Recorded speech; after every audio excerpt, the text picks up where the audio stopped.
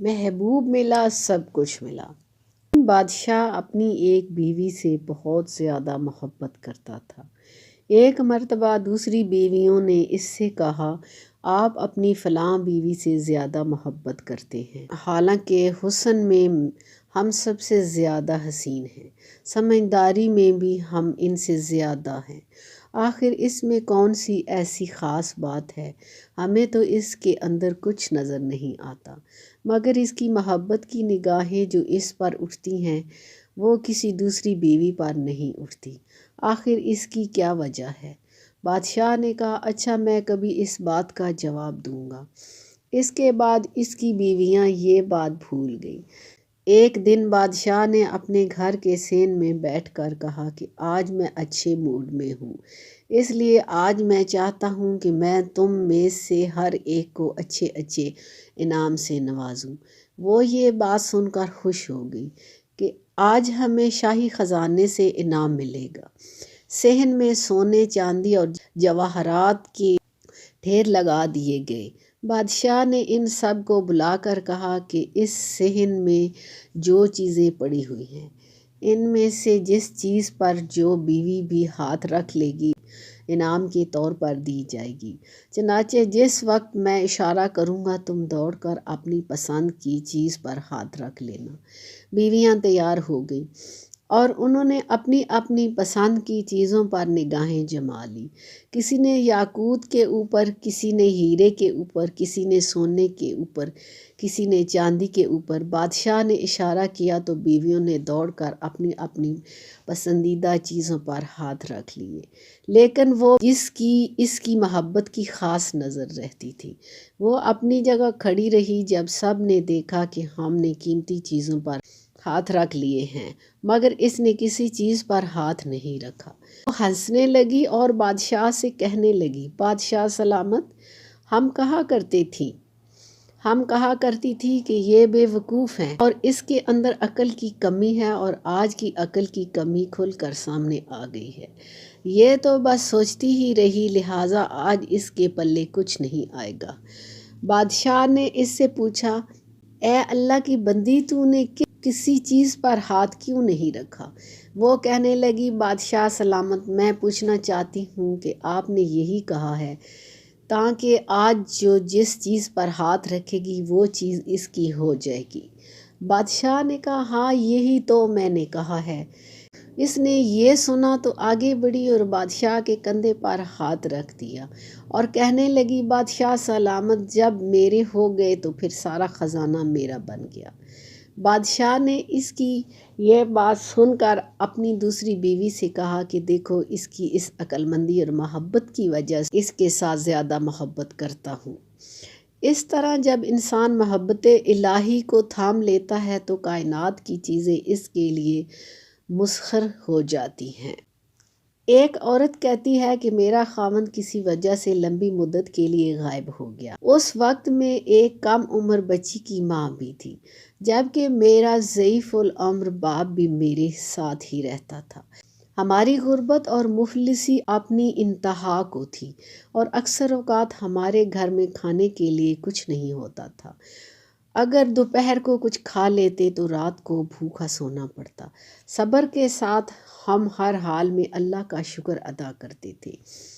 ایک رات کو تو بھوک اور افلاس نے ہمارا وہ امتحان لیا جو اس سے پہلے کبھی کسی نے نہیں لیا تھا۔ میری بیٹی کو شدید بخار نے آ لیا۔ بچی کے بخار اور بھوک سے بری حالت ہے۔ مجھے اپنی اور اپنے والد کی بھوک بھول گئی۔ ایسی بے کسی اور لاچاری تو کبھی نہ دیکھی تھی۔ بے قراری حد سے بڑھ گئی تھی تو ہر قسم کی تکلیف، چاہے وہ بھوک کی ہو یا بیماری کی، غربت و افلاس اور گناہوں کی، کون ہے جس ذات پاک کے سوا جو اس سب تکلیفوں کو دور کر سکتا ہے؟ یہ سب سوچ کر میں اٹھی اور جا کر وضو کیا، واپس آ کر بچی کے ماتھے پر پانی سے بھیگی ہوئی پٹی رکھی اور اللہ کے حضور نماز کی ادائیگی کے لیے کھڑی ہو گئی۔